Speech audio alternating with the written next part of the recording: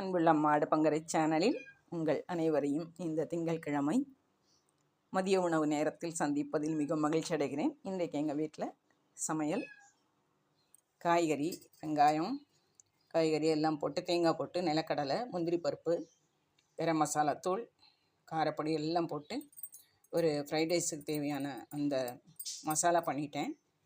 சாதம் தனியாக white rice பண்ணிட்டேன். ஏன்னா அது பையன் ஊர்லேருந்து வந்திருக்காருனால எங்களுக்கும் ரொம்ப நாள் ஆச்சு இந்த காய்கறி சாதம் பண்ணி. அதனால் அதுக்கு மசாலா மாத்திரம் தனியாக பண்ணிவிட்டு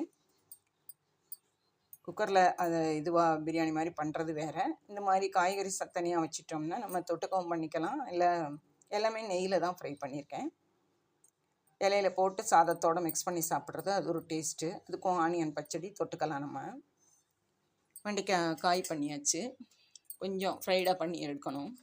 அடுத்தது ரசம், புதினா, கொத்தமல்லி, தக்காளி, பூண்டு எல்லாம் போட்டு தக்காளி ரசம் பண்ணியாச்சு.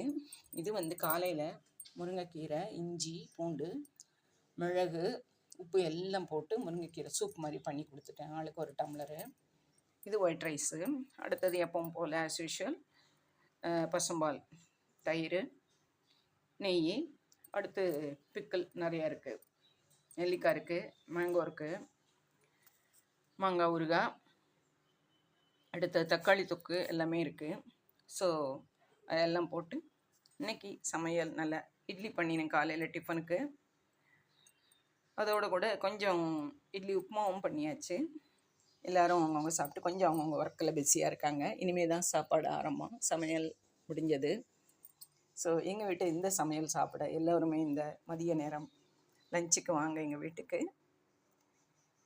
இன்னும் மேலும் வித்தியாசமான பதிவுகளை உங்களோட பகிர்ந்து கொள்கிறேன். இன்றைக்கி தான் என்னுடைய பதிவை நீங்கள் முதல்ல பார்க்குறீங்கன்னு உங்கள் சப்ஸ்கிரிப்ஷனை எனக்கு கொடுங்க.